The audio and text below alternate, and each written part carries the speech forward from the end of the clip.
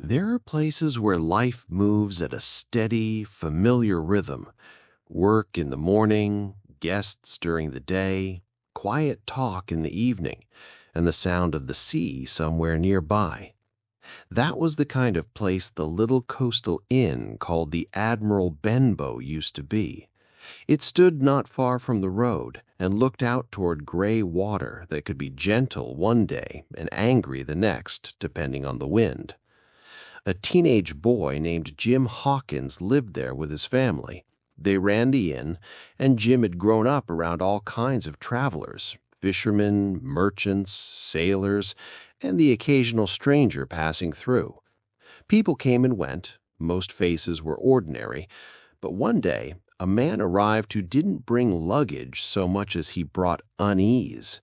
He entered heavily and confidently, like someone used to the world stepping aside for him. Sun-darkened skin, rough hands, a voice shaped by salt and weather, and on his cheek a clear scar, an old mark that looked like it belonged to a life divided into before and after. He didn't give a name. He only said, "Captain," and right away it was obvious. This wasn't a normal guest. This was a man who knew how to be dangerous.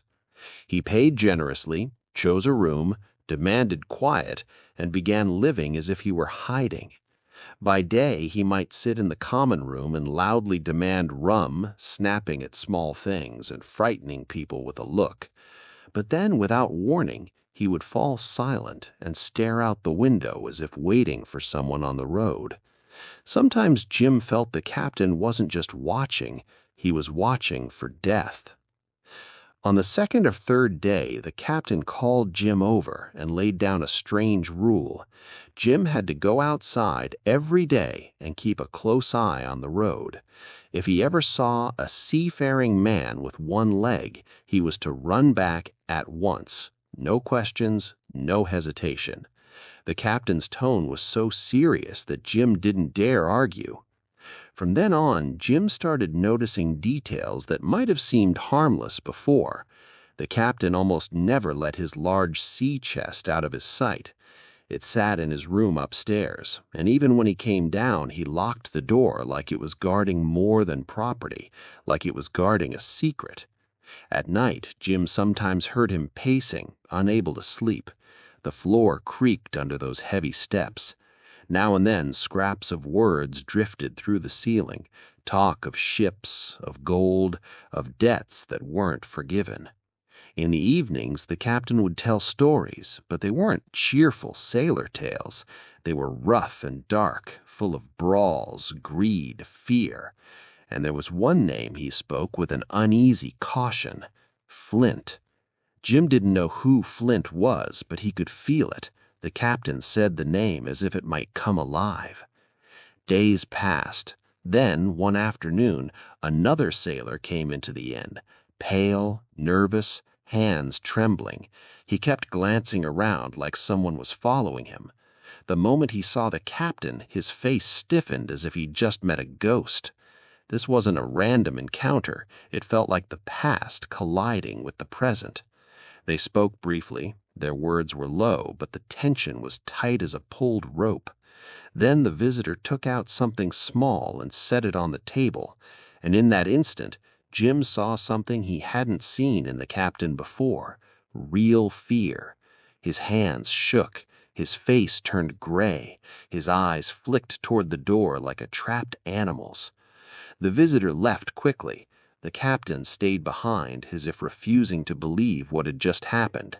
He tried to drown the fear the only way he knew, with rum. He drank hard, furiously, shouting and cursing like his voice could scare away what had already arrived. But none of it helped. A little later, the captain took a few steps across the room and suddenly collapsed. He lay there, heavy and wheezing, and all that earlier swagger vanished. Only weakness remained, something you can't argue with, can't intimidate, can't push away. Not long after, the captain died. After his death, the inn felt empty even though everything was still there: tables, walls, stairs, windows. What had changed was the tension that had kept danger at bay. Now danger could come crashing in at any moment. Jim and his mother went up to the captain's room. His mother clung to honesty like a life buoy. She kept saying, "We'll take only what he owes us, not a coin more." Jim thought differently. Honesty was good, but when the people coming for you didn't recognize law or conscience, honesty could turn into a trap. The sea chest opened with difficulty, almost as if it resisted. Inside were coins, papers, notes. Jim hurriedly searched through it and found a rolled sheet. He unrolled it and realized he wasn't holding an ordinary map. It showed an island, bays, woods, hills, labels and markings, and most important of all, a bold X set down with the confidence of someone who knew exactly where wealth had been buried. Jim barely had time to understand what it meant, because from downstairs came noise, one voice, then another, then heavy blows against the door and coarse shouting that made his stomach go cold. They were here. His mother was still counting coins, as if numbers could protect them. Jim could see she was trying to do the right thing, but right didn't matter when the door was already being smashed in. He grabbed her hand and almost dragged her out of the room. They rushed downstairs, slipped out the back, and ran into the dark, away from the windows, away from the light. They hid on a slope and listened as the crowd surged into the inn. Wood splintered, dishes shattered, boots pounded. These people weren't looking for valuables in general. They were hunting one specific thing, the thing the captain had been terrified of. Minutes later, someone screamed outside like hope had been cut away. "The map is gone!" Jim had taken it first. But there was no time to celebrate. The map was now with Jim, and if they learned who had it, the hunt would shift to him. Jim ran to Dr. Livesey, respected, calm, sharp-minded. He listened and looked at the map not as a dream of wealth, but as a cause of future trouble. He brought in Squire Trelawney, a rich and energetic man who loved big plans and bold actions. The squire caught fire instantly. The map meant Captain Flint's treasure, legendary treasure with a frightening reputation. The squire spoke as if it were already decided. There would be a ship, a crew, a voyage. The doctor warned him, "Don't talk about it. The fewer people who knew, the safer they would be." But the squire was the kind of man who struggled to stay quiet when he felt like he was winning before the race had even begun. Preparations moved quickly. A ship, supplies, a crew. The vessel was named the Hispaniola. Captain Smollett was hired, an experienced professional who didn't smile without a reason and didn't rely on luck. Smollett looked over the crew and almost immediately told the doctor and the squire, "I don't like these men, and I don't like this business." The squire flared up. The doctor paid attention. Jim watched the sailors and tried to understand exactly what bothered the captain. That's when he noticed the cook, John Silver, one-legged, confident, friendly, almost too lively for a man with such a history. He spoke easily, joked, seemed to know everyone by name, as if he were the ship's unofficial center. The crew respected him. And Jim remembered the dead captain's warning, "Watch for a one-legged sailor."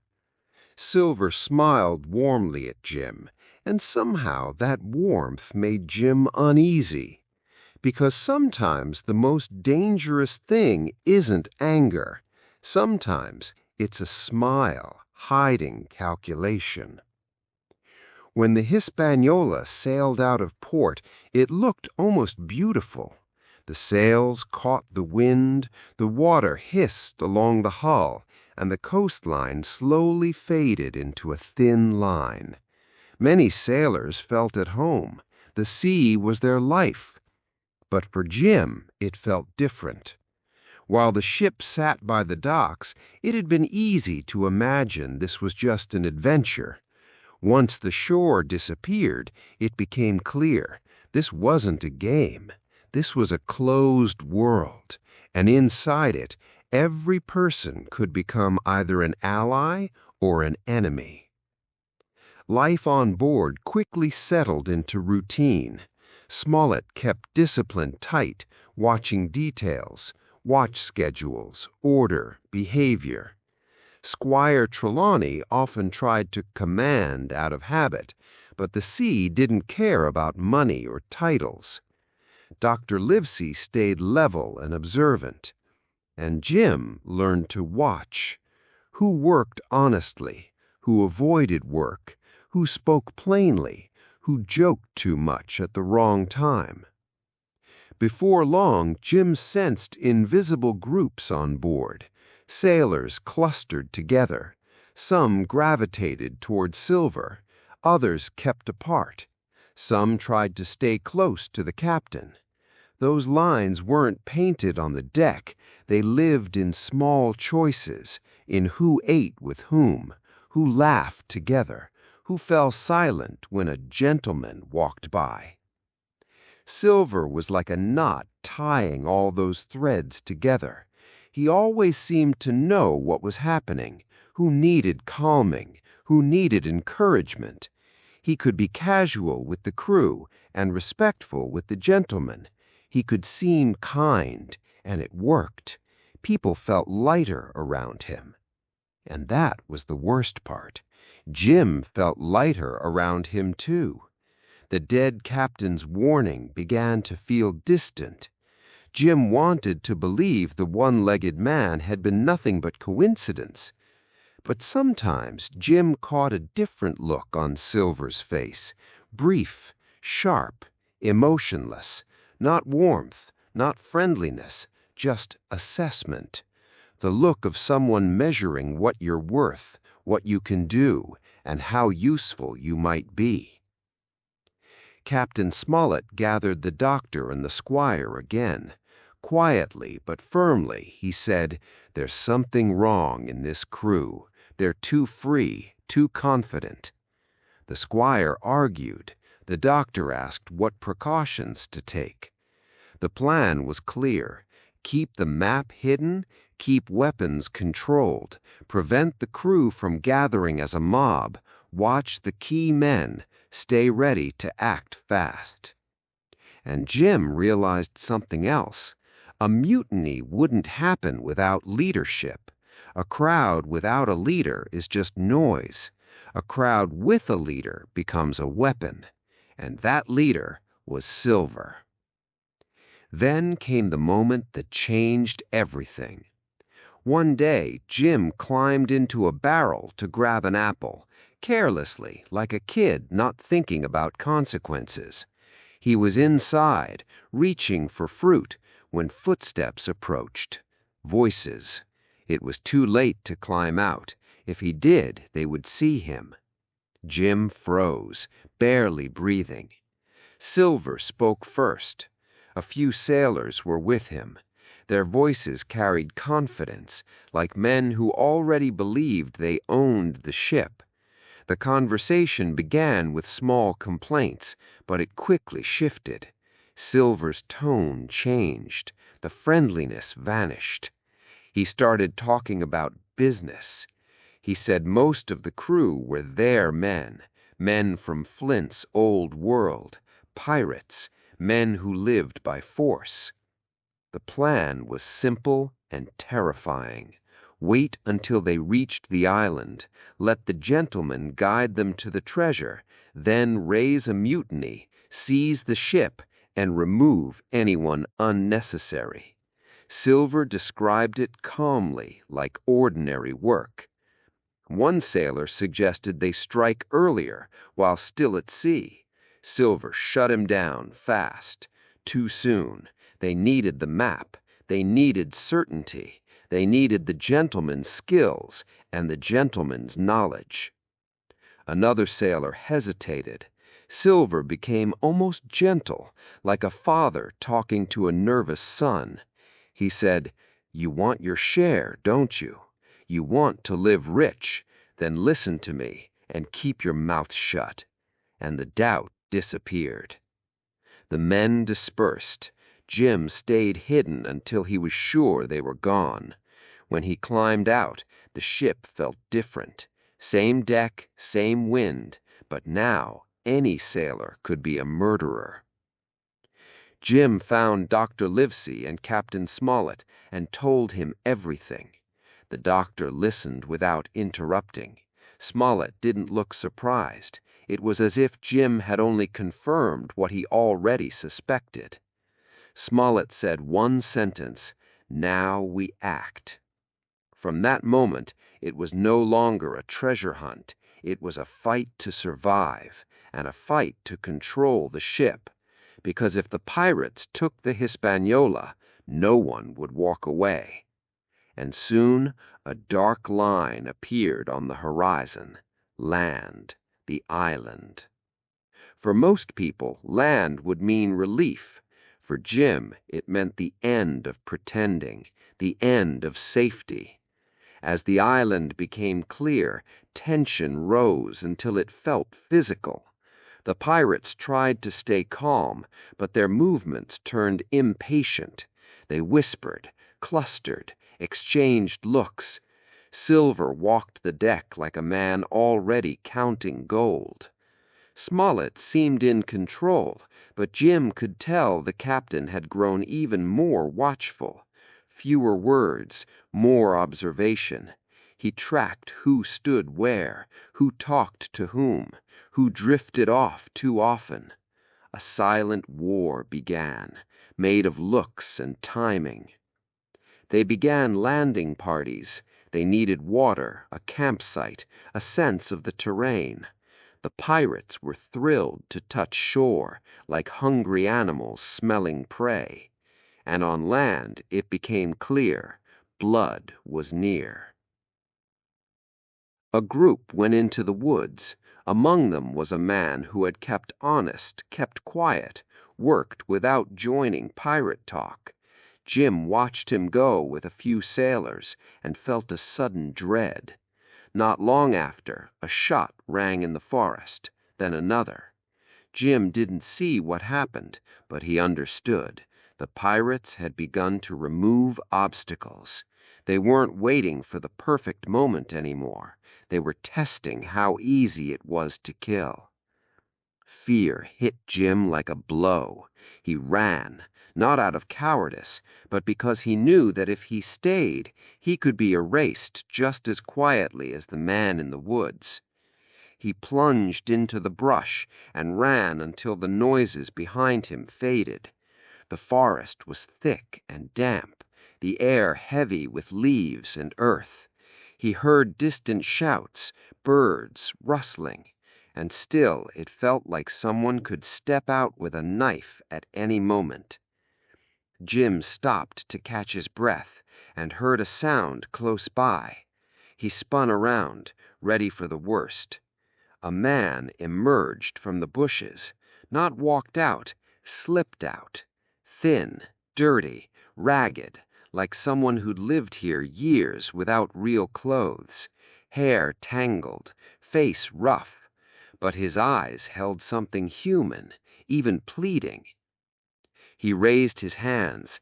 "Don't shoot," he blurted. "I'm a man. I'm not with them." He named himself Ben Gunn. Ben spoke fast, excited, terrified all at once. He told Jim he had lived on the island alone for years. Once he had been a pirate, but his crew had abandoned him here, like an unwanted object, left with nothing, expected to die. But he didn't die. He survived. He learned to hunt, search, hide. Years made him wild, but not mindless. He had simply been alone too long, and now, seeing Jim, he grabbed at a chance to return to the world. Ben asked about the ship, about the men, about who was in charge. When Jim mentioned the doctor and the squire, Ben's eyes brightened. He said he didn't want to go back to the pirates. He wanted a deal. Then he said something that made Jim's blood run cold. He knew about the treasure, not as rumor, as fact. "I know where the treasure is," he said. "I know a lot."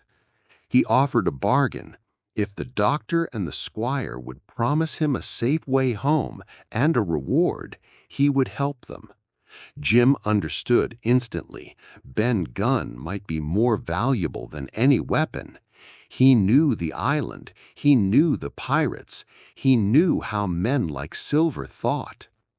Meanwhile, Captain Smollett acted quickly and intelligently.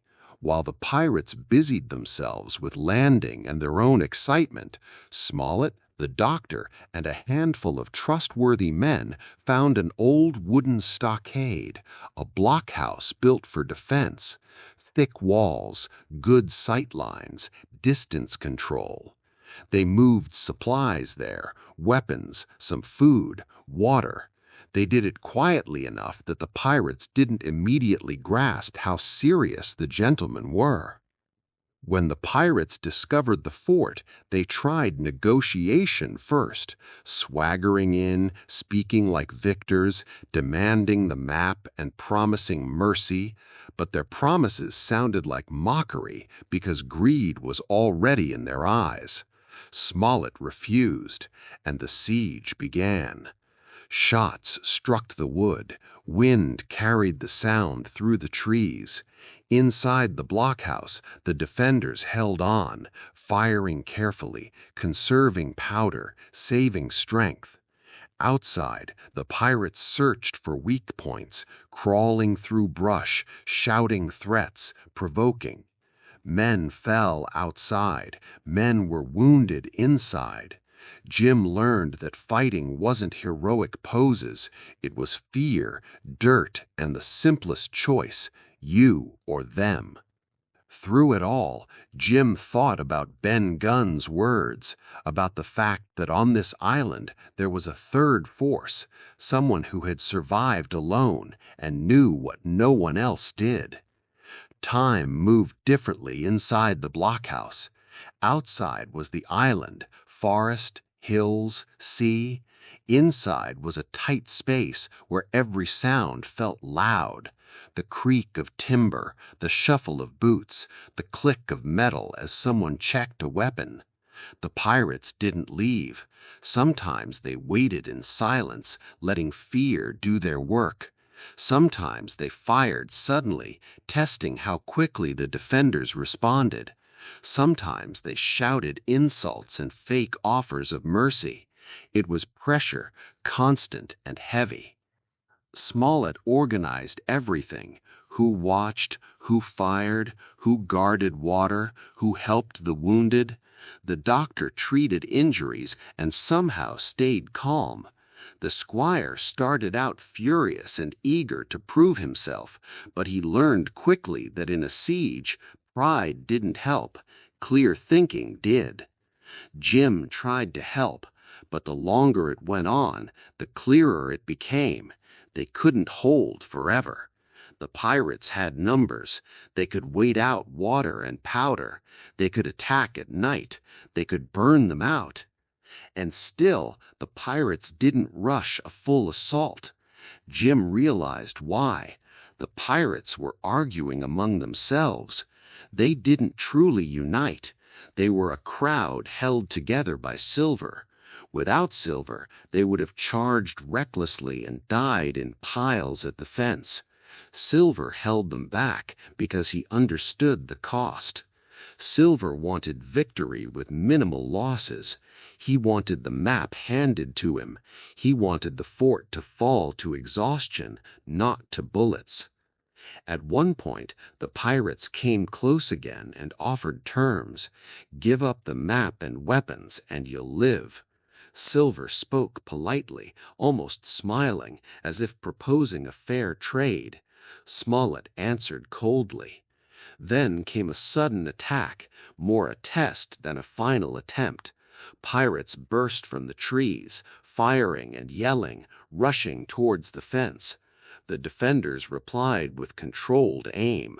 A few pirates fell, one defender was wounded, and then the attackers slipped back into the forest again. That night, Jim barely slept. He kept thinking, if the pirates get the map, they'll kill everyone to avoid sharing and to leave no witnesses. Whatever tomorrow brought, someone would not survive it. In the morning, Dr. Livesey said he had to go out, to the pirates, alone. It sounded insane, but the doctor was calm. He said sometimes you make a move that looks dangerous in order to gain time and advantage. Smollett stared at him for a long moment, then agreed. The doctor walked into the woods, steady and unhurried. The blockhouse waited. Minutes stretched. The island seemed to watch and stay quiet. When the doctor returned, he was alive and still calm. It quickly became clear he had shifted the board. He had moved the pieces in a way that would make the pirates do something useful for the defenders. Then Smollett and the doctor acted quickly, and something strange happened. The defenders began leaving the blockhouse. But it wasn't a panicked retreat. It was controlled, planned. Their movements were deliberate, like men who knew exactly where they were going. Jim understood. Smollett wasn't losing. Smollett was changing position. And suddenly, Jim thought of the ship. The Hispaniola was the only real way off the island. If the pirates controlled the ship, they could do anything.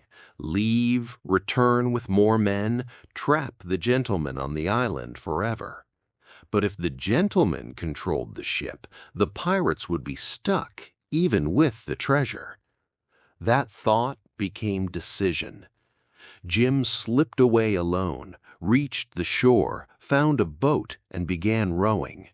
The sea wasn't violent, but the current was tricky. The boat turned and pulled, fighting him.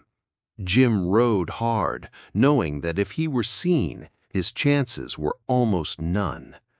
As he neared the Hispaniola, he heard voices. 2 men remained aboard.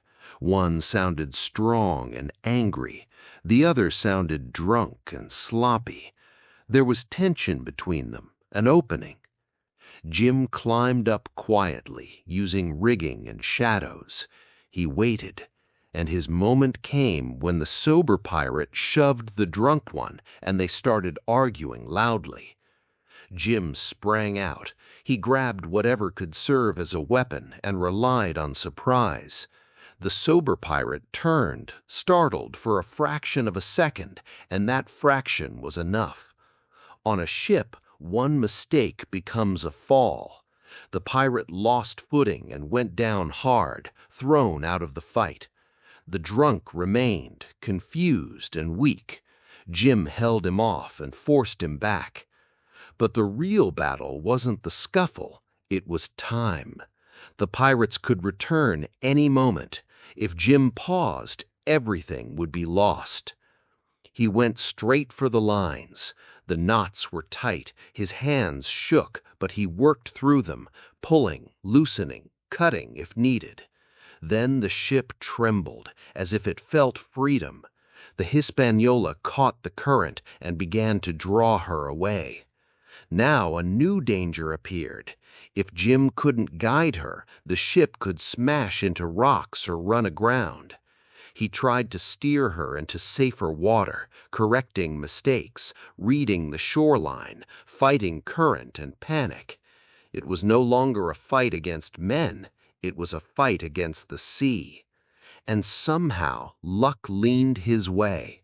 The ship drifted into calmer water, and Jim managed to secure her so she wouldn't be carried away or destroyed.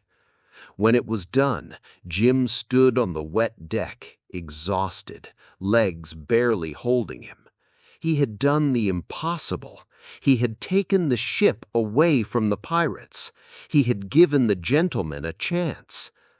Then he heard a boat approaching. The oars struck the water in steady rhythm, skilled hands, calm approach. Pirates. And among them, John Silver. Silver boarded without hurry, scanning the deck, noticing what had changed, understanding the ship had been moved. Then he saw Jim. Several pirates shouted at once. They wanted Jim dead immediately, furious that a boy had ruined their plans. Jim felt it in his bones. If Silver didn't stop them, this would end right here. Silver simply looked at his men. That look alone silenced some of them. Then he said calmly, "Don't touch him." They protested. Silver explained, a living Jim was leverage, a dead Jim was only revenge and trouble. With Jim alive, they could bargain for the map. The pirates grumbled, but obeyed, because Silver ruled them not with brute force, but with control, with logic spoken in the right tone at the right moment. Silver stepped closer and said Jim was brave. It wasn't kindness, it was recognition. Then he added, "You'll be useful to me." Jim understood. He wasn't a person right now. He was a piece on the board. They took Jim back to the island, to the pirates' camp. On the way, Jim heard their talk and realized the pirates were no longer confident. The ship was gone from where it should be. Men were dead. Luck was slipping. Cracks opened inside the group. Some blamed Silver. Some wanted violence now. Some feared being trapped on the island forever. When they reached the blockhouse, Jim saw at once the pirates had taken it in a moment, not through a true victory. Inside there was noise and dirt and chaos, and the most important discovery, almost no supplies. The gentleman had left deliberately, leaving the pirates a shell instead of a fortress. The pirates grew angry fast. They wanted results. Food, water, rum, powder. Instead, they got emptiness. And in that anger, they searched for an easy target again. Jim. Some demanded his death. Silver didn't argue immediately. He let them shout, let the fury rise, then struck his crutch against the ground and said, "You won't touch him." He repeated his logic. Until they had the map, Jim was useful. Without him, they had less power, not more. That night, the camp boiled with arguments. The next morning, something happened that Jim never expected. Dr. Livesey arrived at the blockhouse. He walked in calmly, like this was a routine visit. He spoke about treating injuries before infection set in. It sounded absurd in the middle of criminals and threats, but it worked. It changed the atmosphere. It reminded even pirates that pain is pain. Then they demanded the treasure map, and the doctor produced it. Jim's stomach dropped. How could he give it up? The doctor handed the map to Silver. The pirates exploded in celebration, shouting, laughing, dividing wealth they hadn't even seen. But the doctor remained calm, like a man making a move, not losing a game. He spoke briefly to Silver in private, too quietly for Jim to hear, then left as calmly as he came. The pirates prepared for the march. Shovels, weapons, rope. They talked about riches and the lives they would live. Jim knew what came next would be the most dangerous part. When men believe the gold is already theirs, they stop thinking clearly. They set out early. The pirates moved through the forest like owners of the island. Silver walked with them, quieter now, watching faces. Jim walked as a prisoner. He wasn't tightly bound because Silver believed fear and surrounding bodies were chains enough. As they drew nearer to the marked spot, the mood shifted.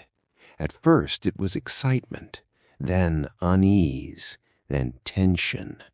The island itself felt different, heavy air, strange quiet. Along the way they found bones, a human skeleton positioned like a sign. Some pirates went pale. Someone whispered Flint's name and crossed himself. Fear makes people superstitious. At last they reached the place marked by the X. They began digging, first with jokes and greed, then faster, then in silence. And then reality struck like a punch. There was no treasure. The crowd turned instantly from dreamers into killers. They screamed, cursed, searched for someone to blame, and the easiest target stood right there, Jim. A few pirates moved toward him. Jim understood. They were about to kill him not because it was necessary, but because they needed to smash something when their dreams shattered. Silver stepped between Jim and the crowd. He tried to speak, but his authority was slipping, because he no longer had what held them together, the promise of results. Then a shot rang out, then another. Pirates dove aside. Someone fell. They didn't know where the shots came from. The gentleman had been waiting. Captain Smollett, Dr. Livesey, and a few trustworthy men. They knew the pirates would come here. They struck when the pirates were confused and divided. The pirates scattered, some vanishing into the woods, some dropping weapons, some fleeing without even looking back. And Jim finally understood what the doctor had known. The map didn't matter anymore.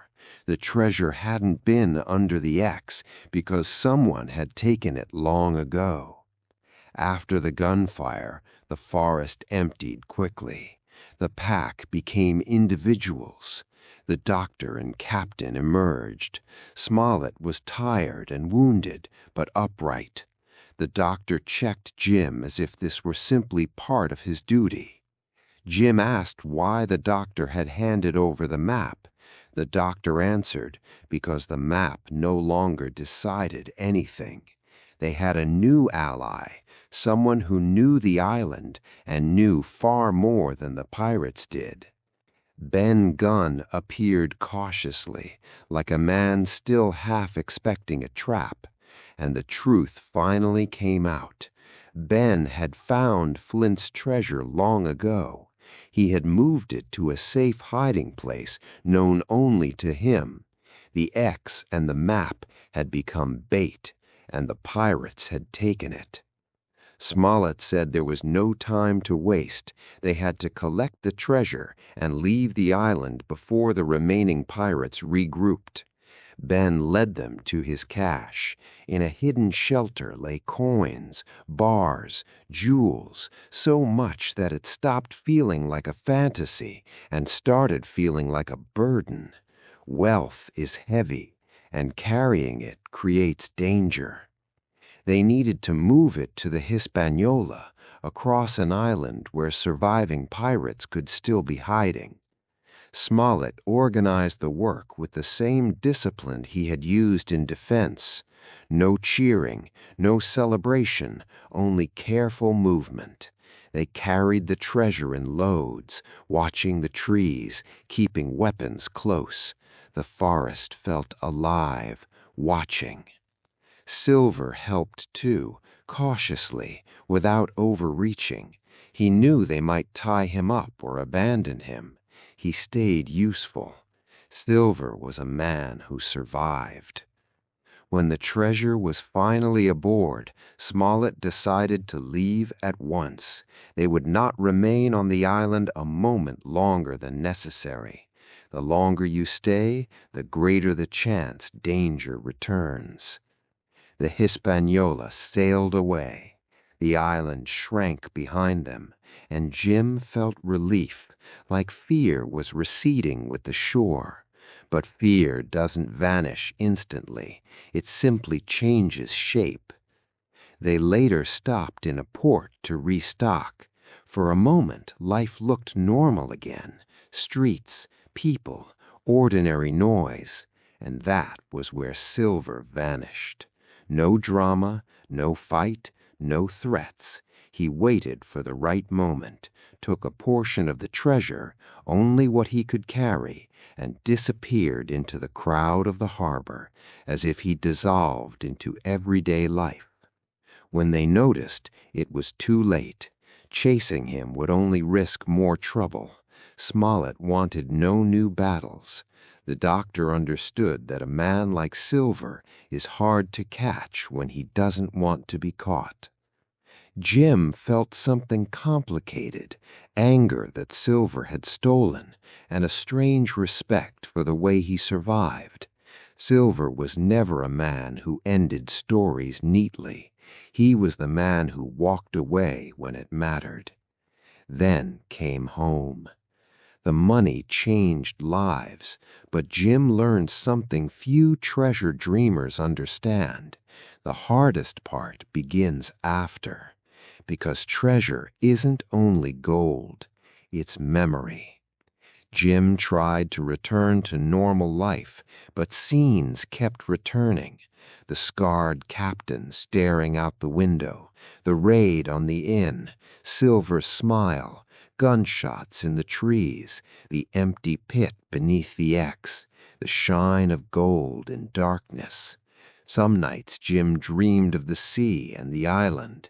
He would wake and listen to silence, checking whether it was real or only the kind that comes before trouble. He realized the adventure doesn't end when the ship reaches home. It ends when you stop expecting danger around every corner. And he suspected he never truly would. Still, he was alive. And he knew that if he ever heard Flint's name again, if he ever saw the shadow of a one-legged sailor in some distant place, he would remember that island forever. Because Treasure Island isn't only a point on a map. It's a place inside you, long after the sea is far away.